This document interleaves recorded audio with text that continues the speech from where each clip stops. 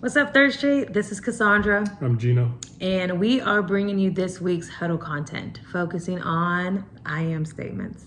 Yeah. And so this week's I am statement will be found in John chapter 8, verse 12. But before we get there, there's a little bit of context that kind of sets up what it is that Jesus is trying to say here. And so in John chapter 7, we see that all of this is happening during the Festival of Booths, or the Feast of Tabernacles.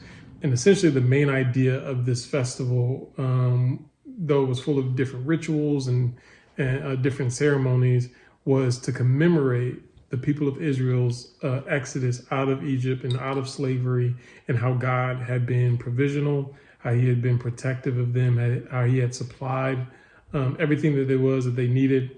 And so, like I said, this festival had a bunch of rituals, one of them being the light ritual, or the light ceremony. And essentially it would be this big lighting of the temple court, so bright that it was said to illuminate all of Jerusalem.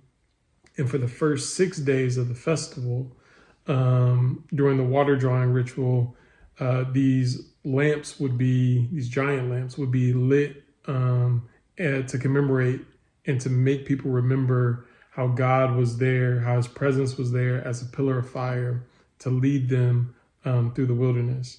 And so on the seventh day, which was sometimes viewed as the most important day, as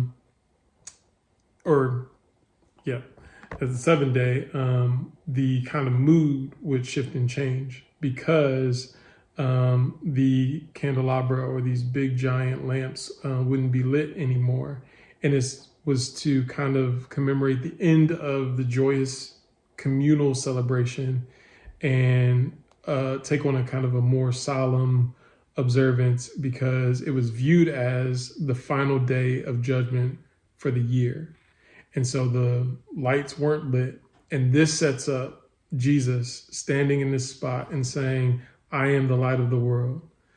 Jesus claimed to be the ultimate fulfillment of that guidance in Exodus, saying that he is the one who leads people out of spiritual darkness, that he is the one who truly illuminates.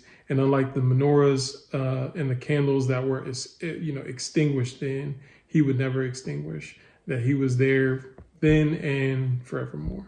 Mm-hmm. Yeah. And so right before we get to John 8:12, Jesus is showing his light, because that's when the Pharisees brings in the woman who had committed adultery, and they're trying to trap Jesus, reminding him of law and saying that she should be stoned. And that's when Jesus says, let the one without sin cast the first stone, and then everybody leaves. And Jesus tells the woman that she may go and leave her life of sin. And that's where we saw that Jesus, although he didn't excuse her sin, but he also didn't condemn her, and he let his light shine through a situation that was shameful and also in darkness. And so then we go to John 8, verse 12, and Jesus says, I am the light of the world. Whoever follows me will never walk in darkness, but will have the light of life.